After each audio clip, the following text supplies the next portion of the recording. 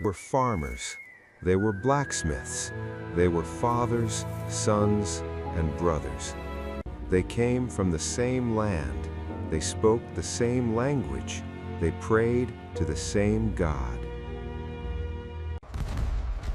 And then they tried to kill each other.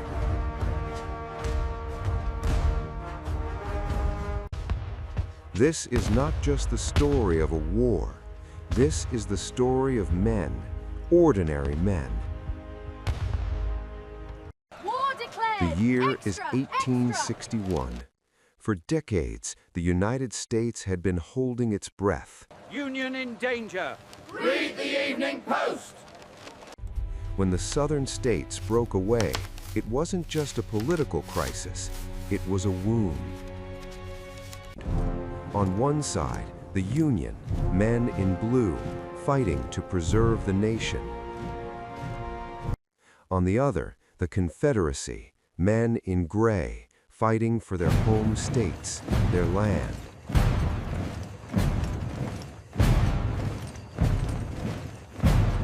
Both sides believed they were right. Both sides were willing to die to prove it. Meet Elijah Carter, 22 years old, a schoolteacher from Columbus, Ohio. He had never fired a rifle at a living thing.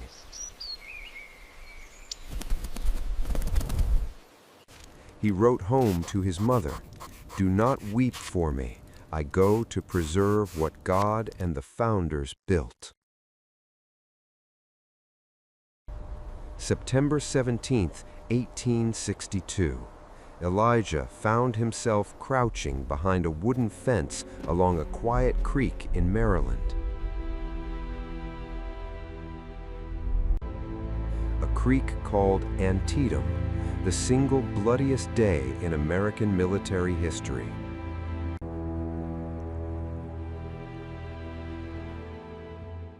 Over 22,000 men killed, wounded, or missing in less than 12 hours.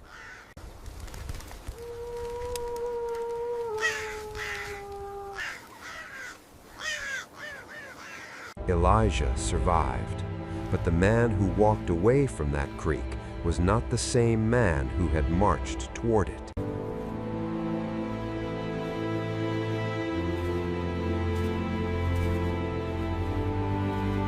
He wrote home again, weeks later, just 4 words: "I have seen hell." Now meet Thomas Whitfield, 19 years old, a farmer's son from Richmond, Virginia. Thomas had never been more than 30 miles from home, and so he marched. By the winter of 1862, Thomas was camped in the frozen mud of Fredericksburg, Virginia. Hungry, cold, his boots had worn through. He wrapped his feet in burlap sacks. I wonder if any of this will matter when it is over. Numbers cannot capture a war, but behind every number is a name. Over 620,000 soldiers died in the American Civil War. More Americans died in this war than in World War I and World War II combined.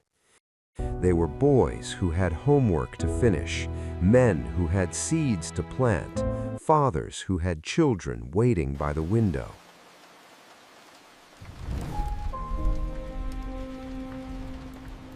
By July 1863, the war had reached its defining moment, a small Pennsylvania town called Gettysburg. For 3 days, Union and Confederate forces tore each other apart across rolling hills and farmland. Over 50,000 casualties. When it was over, the Confederate Army began its long retreat south. A tall, weary president stood before a crowd. He spoke for just 2 minutes, but those words would echo for centuries. That these dead shall not have died in vain, that this nation shall have a new birth of freedom.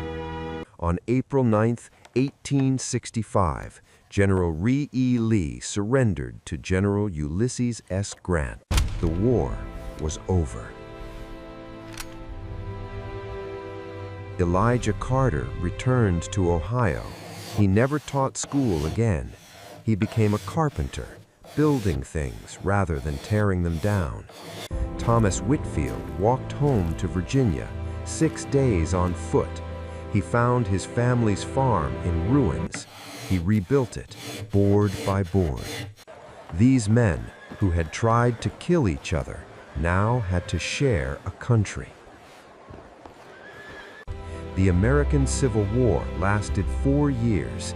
It ended slavery on American soil. It redefined freedom for the world.